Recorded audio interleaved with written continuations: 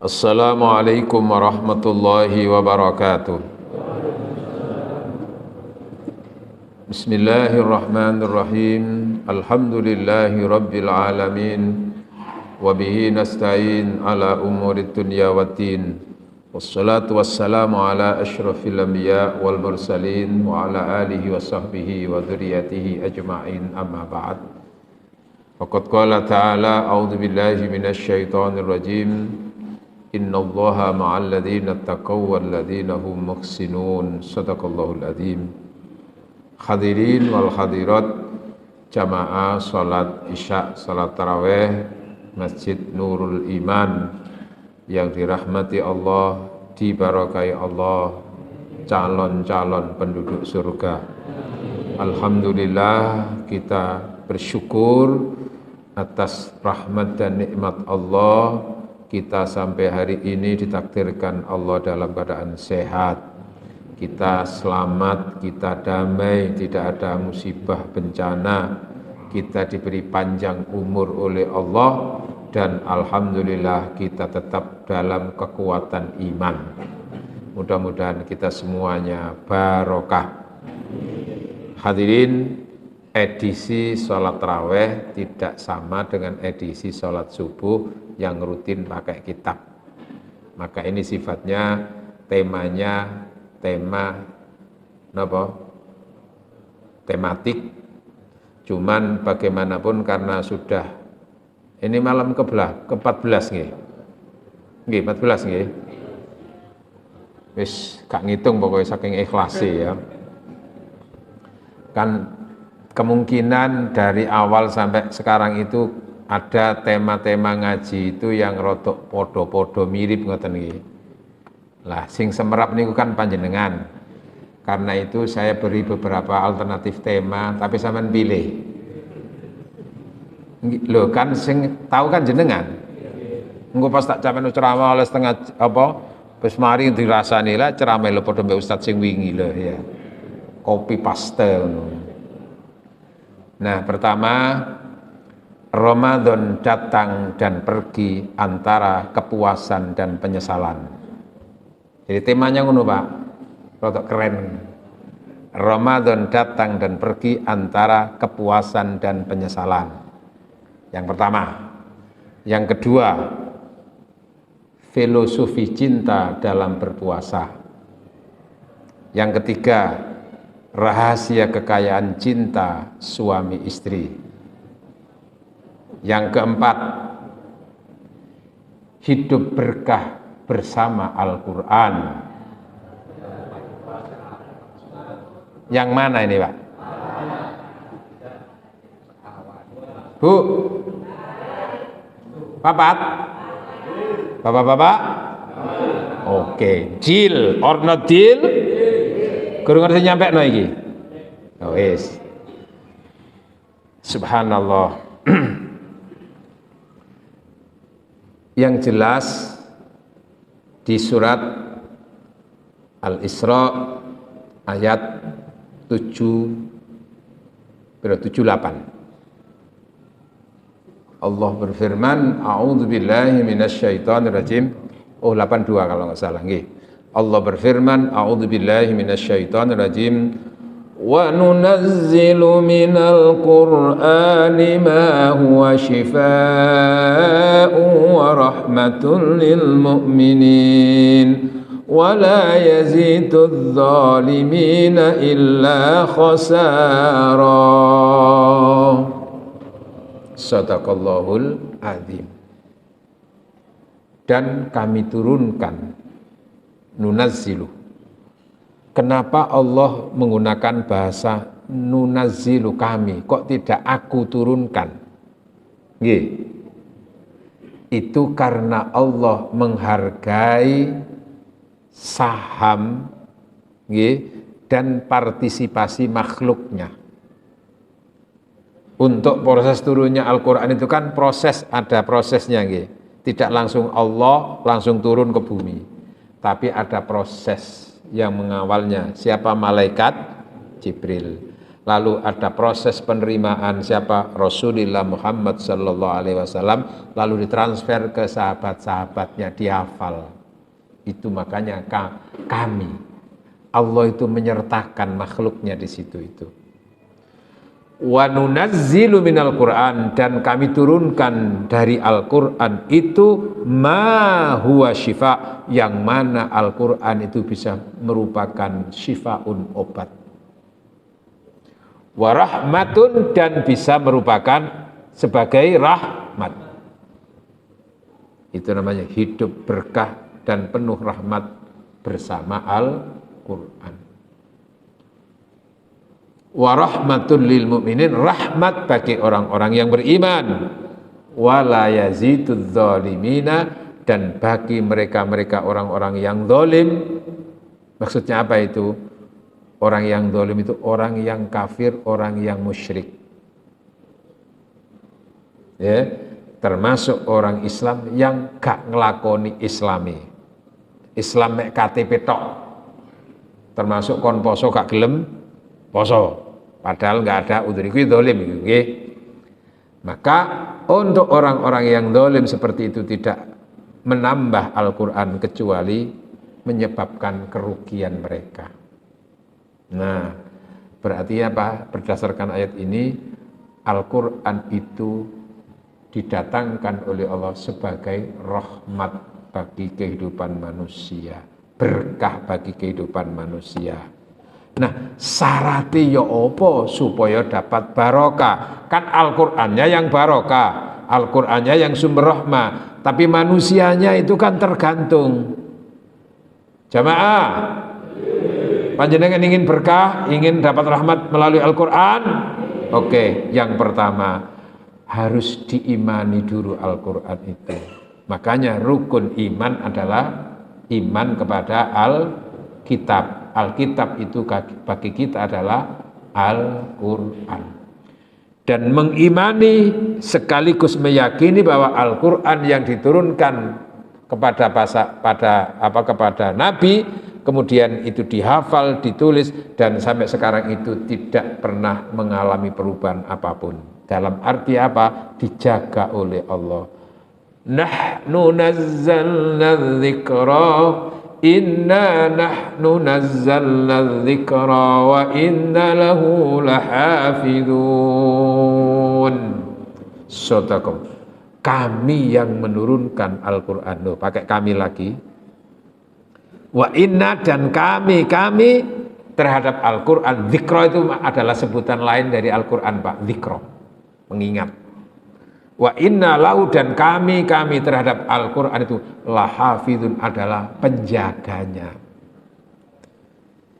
Makanya ketika ada orang yang mencoba untuk memasukkan Al-Qur'an atau mengurangi sedikit dari Al-Qur'an, pasti akan diketahui dan pasti dikoreksi, dan bahkan akan mendapatkan protes. Siapa itu yang memacam-macam berarti? Kenapa? Karena Al-Qur'an itu dihafal.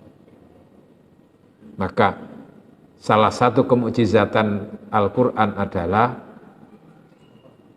hanya kitab suci Al-Qur'an yang dihafal oleh umatnya. Kitab-kitab yang lain nggak ada yang bisa dihafalkan oleh umatnya itu. Al-Qur'an bisa dihafal. Minimal panjenengan hafal surat apa, Pak? Inna a'toina, ya wes, nggak apa-apa. Yang wajib dihafal itu Fatihah, Pak, karena itu harus ada di dalam sholat. Nah, sholat itu wajib. Nah, ini kalau Fatihah kan gak sah. Tapi yo cok minimalis lah, Pak. Yo maksimalis gitu loh ya, Pak. Ya. Pun Al-Baqarah alif lam mim apal ben. Apal. Jadi itu diimani. Lalu setelah diimani, jadikan Al-Qur'an sebagai sumber bacaan rutin. Orang-orang yang istiqomah, nah, orang-orang yang istiqomah maca Qur'an, itulah termasuk orang-orang yang dirindukan surga. Maknanya mendapatkan rahmat dari Al-Qur'an itu pertama, ketika orang itu membaca dapat pahala. Wujudnya itu adalah rahmat, antaranya pahala. Apa pahala itu, Pak? Ganjaran. Maka Rasulullah menyatakan, man qara'a harfan min kitabillah, barang siapa yang membaca satu huruf dari kitab Allah, Al-Qur'an, kataballahu lahu, maka Allah mencatat untuk orang itu bikulli harfin, setiap satu huruf itu hasanatan, satu kebaikan, wal hasanatu bi asyri amthalia, dan kebaikan karena membaca Al-Quran itu setiap satu huruf itu 10 ganjarane 10, sak huruf 10. Nanti panjenengan maca a'udzu billahi minasyaitonir rajim. Bismillahirrahmanirrahim. Alif lam mim. Shadaqallahul azim. Piro Pak ganjarane, Pak? Kalau dari huruf kan ada alif, ada lam, mim, telu. Tapi dengan dipanjangkan itu setiap satu huruf lam itu bisa menjadi 5. Mim bisa menjadi 5, Pak. Berarti bisa menjadi 11, Pak. 11 ping 10 piro, Pak? Maca ngono tok wis padha mbek ganjarane oleh 110, Pak. Masya Allah. Tapi ojo mentang-mentang ngono rumangsa cukup ganjar aku wis akeh rek wis maca 100 huruf ya. Jadi umum aku dus teko mata ngono wis gak tekor ngono. Nah, iki sing ngarai iki. Maca, nggih. Baca. Jadikan bacaan. Nah, membaca di situ gimana? Baca dengan itu apakah hafalan? Masing-masing ada kelebihannya. Maka jika kita ingin mendapatkan pahala faktor dari mata, maka membaca dengan tulisannya itu lebih bernilai. Jamaah, dalam hal menggunakan mata, dalam hal melihat, itu ada beberapa melihat yang menyebabkan dapat pahala, Pak. Melihat dapat pahala, Pak. Sebagaimana kadang-kadang melihat dapat dosa. Nah, ini supaya jenengan termasuk yang untung, Pak, melalui Al-Quran. Melihat yang dapat pahala. Pertama, seorang anak kangen nang wong tua, sambang nang wong tua, itu melihat orang tua dengan penuh kasih sayang, pahala. Nah, ini wong tua kedisian mati apa? Sambang nang kuburane, ziarah, itu pahala itu. Ngoten Pak nggih? Seneng Pak disambangin niku, Pak. Tapi sing penting duduk sambangi ku tok dongane, Pak. Nggih ya. Engko nyambangi terus dikakno banyu sak kendi disirami. Bek sampean ngelak, Pak, kene tak grojok iki kene ya. Oh, tambah kathuken aku, Nak. Intine duduk iku tapi dongane. Tapi didaklangi itu seneng pisan. Kayak salam tambah seneng. Jawab. Cuman sing kayak salam gak krungu jawabane. Umpama krungu ya apa, Pak? Ya gak iso mlayu, Pak. Wis langsung makprek ngono ae. Sambang itu bagian dari melihat yang berpahala. Yang kedua, melihat Ka'bah. Ka'bah, nggih. Tapi ngene aja gara-gara mari ceramah ngene mulih ndelok gambar Ka'bah sampean. Itu Ka'bah bagi yang berkesempatan untuk melihat langsung ketika apa? Haji dan umroh. Tak dongakno kabeh sampean iso haji, iso umroh. Ngoten nggih? Amin Allahumma amin. Sing wis tahu haji umroh berangkat maneh. Amin Allahumma amin. Pun. Sing nomor telu, nggih nomor telu ya? Nomor telu iku bojo lanang nyawang bojo wedok mbek guyang guyu, ngono iku oleh ganjaran. Suami melihat istri dengan penuh kasih sayang, dengan rahmah, Allah memberikan pahala itu.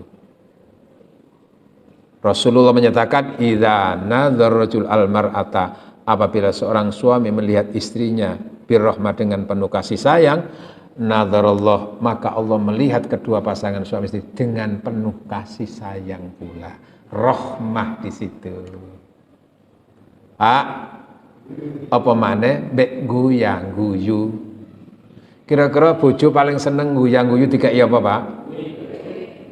Mulane ciptakan senyum itu di depan istri itu dengan cara memberi. Ojo me I love you tok, Pak. I love you ya wareg ka ngono. Aku I love you wareg gak wareg, Pak, ngono. Maka di situ senyum ya. Sebab apa? Itulah kelebihan orang yang bersuami istri. Lah kalau nggak punya suami istri senyum mbek sopo? Itu kan yang bahaya, itu kan di truk-truk itu. Senyummu menambah utangku bertambah berlipat-lipat. Kan ada itu di truk-truk itu ya. Senyummu menambah utangku bertambah banyak. Ngono ya. Itu wanita gak kurang karuan itu. Hati-hati dengan senyum. Maka itu baru senyum, Pak. Belum lain-lainnya. Lho, ngono lho. Iku lho sugone wong duwe bojo. Nah sing gak duwe bojo, masakin, kelompok orang-orang miskin. Mulane sing duda sing rondo tak sarankan rabi maneh gak apa-apa. Lho, temenan iki. Lho duda ya iya. Lah sing wis duwe bojo rabi maneh ta? Ya cobaan nek sampean wani. Wong sampean kelompok isti ngono kok. Apa? Ikatan suami takut istri. Tapi kalau saya STMI, ikatan suami takut menyakiti istri. Siji, Pak. Karena perintah Rasulullah doa, Rasul itu ittaqullah, takutlah kamu kepada Allah dalam urusan istrimu. Loh, ngono lho. Kenapa? Karena istri itu surga, Pak. Halo. Maka jika ingin ahli surga, bahagiakan istri. Istri istana surga, tempat ridho ilahi. Oh. Surganya suami ada di mana? Istri. Maka bahagiakan istri. Jangan sampai kau sakiti sedikit pun istri itu. Oh. Betul? Sing duwe bojo. Makanya ada sairan itu bermakna dan disenangi ibu-ibu. Nggih, Pak. Jagalah istri, jangan kau sakiti, sakitnya istri, murkanya ilahi. Betul? Jagalah istri, jangan kau sakiti, taatnya istri, harumnya surgawi. Betul? Jagalah istri, ya kan? Bila istri lagi marah, hati bapak jadi resah, anak-anak salah tingkah, rumah tangga enggak berkah. Betul? Tapi bila istri senang, hati bapak jadi tenang, anak pun gembira riang, meskipun utang segudang. Jagalah istri. Loh, iya betul? Jangan sakiti, harus dibahagiakan. Kenapa? Karena laki-laki suami itu selalu usaha akan membahagiakan istri. Betul? Tugasnya membahagiakan siapa, Pak? Tugasnya suami membahagiakan siapa? Istrinya siapa? Istrinya orang lain. Ngawur ya sama nih. Selingkuh lah nih. Wes. Maka kebalikan juga begitu. Surganya istri ada di mana? Suami. Maka cari ridho suami. Maka istri solihah tujuannya ridho ilahi. Understand? Ridhonya Allah di mana? Ada di ibadah wajibnya, puasanya, sholatnya. Ridhonya Allah di mana? Ada di suami. Dengarkan itu, ibu-ibu. Jangan sampai membuat suami tersinggung dan sakit hati. Betul? Karena surganya istri ada di mana? Jagalah suami, jangan kau omeli. Ini betul lah? Ya, sakitnya suami, murkanya ilahi. Betul? Jagalah suami, jangan kau sakiti, izinkan suami bila menikah lagi. Ayo terus no. Saling membahagiakan, wis pokoknya ndak bojo iku ganjaran tok. Nah itu nanti kapan-kapan kita punya tema rahasia kekayaan cinta suami istri. Engko season mana Pak ya dhewe ya. Ngundang mana gak apa-apa. Nah yang keempat itu melihat dan mendapatkan pahala, melihat huruf-huruf Al-Qur'an. Maka membaca Al-Quran dengan melihat huruf-hurufnya itu pahalanya di mata, Pak. Tapi kalau hafalan itu nanti bukan di matanya, tapi di hatinya itu, di kekuatan menghafal itu. Masing-masing punya kelebihan. Nah, ini rahmat itu sudah di situ. Insya Allah jenengan akan berdampak pada rahmat-rahmat yang lain. Tapi yang jelas di surat Al-A'raf 105 Allah menyatakan, wa idza quri'al qur'anu fastami'u lahu wa ansitu la'allakum turhamun. Jika dibacakan Al-Qur'an, diperdengarkan Al-Qur'an, maka dengarkan dengan saksama. Dengan itu supaya kamu mendapatkan rahmati Allah. Kenapa? Karena ketika membaca Al-Quran itu hakikatnya sedang bertelkomsel dengan Allah. Apa telkomsel itu, Pak? Apa telkomsel itu, Pak? Terus lakukan komunikasi dengan Allah. Telkomsel, terus lakukan komunikasi selalu, Pak. Maka membaca Al-Quran itu berdialog dengan Allah. Maka dengarkan dengan saksama, akan dapat rahmat. Sing rungokno oleh rahmat apa maneh sing maca. Alhamdulillah. Nek wis kedisian gak iso maca ya apa carane? Senang mendengarkan orang membaca Al-Qur'an. Nah ini kesempatan ya apa? Saiki nek ana darus sampean seneng kirimono apa? Berkat apa? Jaminan iku lho kuwi atau apa iku seneng iki oleh ganjaran yo lho. Lho kene ya ana darus ta. Sampai jam piro? Ya akeh panganan ya. Iya, alhamdulillah iku ngono oleh ganjaran kabeh iku rahmat tok pokoke urip iku Al-Qur'an. Apalagi Pak kalau bicara rahmat dari si konsep kehidupan di dalam Al-Qur'an. Itu yang akan lebih rahmat dalam kehidupan. Cuman itu kalau saya ungkap semuanya waktu nih gak cukup. Karena itu pergi ke Pondok Jati beli kurma, paket baju dikirim ke Jakarta. Cakep, ngono Pak? Terlambat. Pergi ke Pondok Jati mampir ke rumahnya Bu Salama. Maksud hati ingin berlama-lama. Paket baju dikirim ke Jakarta. Cakep, ngono lho Pak. Ngantuk. Namun waktu yang membatasi pertemuan kita, betul. Karenanya terasa menyakitkan hidup tanpa seorang kekasih. Cukup sekian, terima kasih.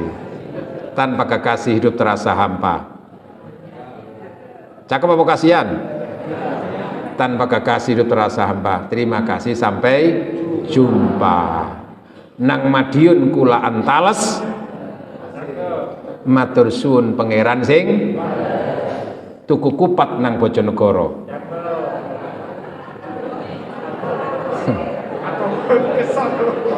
Kesel pantun aja dibantah Pak, iki nyocokno ya. Tuku kupat nang Bojonegoro nik wonten lepat kula nyuwun sepura. Pun muga-muga manfaat, muga-muga panjenengan saya angsal rahmati dan barokah melalui Al-Qur'an. Ihdinas siratal mustaqim. Wassalamualaikum warahmatullahi wabarakatuh.